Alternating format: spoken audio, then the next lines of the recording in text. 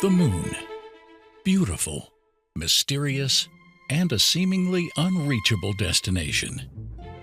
Then, on July 20th, 1969, the world watched in awe as two American astronauts descended to the lunar surface. 40 feet down, 2.5. Picking up some dust. Straight shadow. 4 forward, drifting to the right a little. Contact light. Tranquility Base here. The Eagle has landed. The vision, the possibility of humanity going to the moon, had been nurtured decades earlier by an artist, now nearly forgotten. He made space travel seem within reach through his paintings, his books, his magazine illustrations, movies that he had worked on, and suddenly it had become real. That's one small step for man, one giant leap for mankind. When that picture was shown of the man first stepping out there and putting his foot on the moon, I wept. Tears came down my face. I was so excited over it and emotional about it. Who was this man who could peer into the future and take us to the moon, show us what it would be like to visit other planets, and gaze on distant star systems? Chesley Bonestell was an artist who, with his paintbrush, with his paintings, was able to show an entire nation that the conquest of space was not only possible, but it was something that could happen within their own lifetimes. Whoever steps foot out onto the surface of Mars for the first time will see a vista, will see a beauty, will see a world that was brought to us by Chesley Bonestell decades before. In addition to being an artist, Chesley Bonestell was a gifted architect and lent his talents to such historic projects as the Chrysler Building and the Golden Gate Bridge. He was also a prolific illustrator for many important publications. There was no ignoring a magazine cover painted by Chesley Bonestell or the fascinating images that appeared with the articles inside.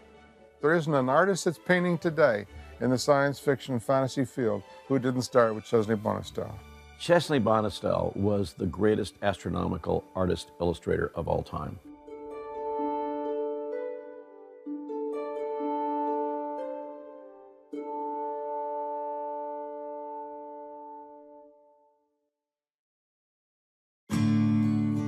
The amazing life of Chesley Knight Bonestell begins in San Francisco, a city rich in culture and history. Chesley was born there on New Year's Day in 1888. His father, Chesley Sr., was a lawyer.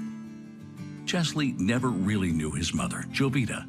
She died from pneumonia when he was 9 months old. After her passing, the Bonestell family took up residence in the Nob Hill home of Louis Bonestell, Chesley's grandfather, a man who would play an influential role in young Chesley's life. Nob Hill has long been one of the most exclusive residential neighborhoods in San Francisco. The city is very hilly, and it wasn't until the 1860s and 1870s when cable cars provided easy access to the top of the hill. At that time, people who had made their fortunes on the West Coast in railroads and mining built their mansions there. They were far above the rowdiness of the notorious Barbary Coast down on the waterfront. The Barbary Coast is where Chesley used to go with his bohemian friends for a night of entertainment, much to the consternation of his grandfather. By his 12th birthday, Chesley had proven that he had an extraordinary talent for drawing and painting, winning many school prizes. After graduating from high school at 16, Chesley wanted to be a painter, but his disapproving grandfather had other plans. Louis Bonestell owned a wholesale paper business, which he was hoping his grandson would take over one day. Chesley, however, was too much of an artist.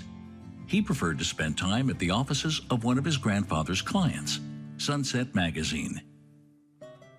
My name is Irene Edwards, and these are the archives containing all the back issues of Sunset. The first issue of Sunset was printed in 1898 by the Southern Pacific Railroad. The magazine's purpose was to promote tourism through train travel. If you look back through the issues of Sunset that span the years from 1904 to 1906, you'll find some of Chesley's very first published artworks. He began doing tailpieces, little drawings that appear at the end of a story. As time went on, Chesley did more elaborate illustrations for Sunset. When he later became an architect, he was still providing us with paintings like this aerial view of San Francisco done in 1912, or this picturesque one called The Box Canyon, and beautiful renderings like this one he did of Yosemite in 1915.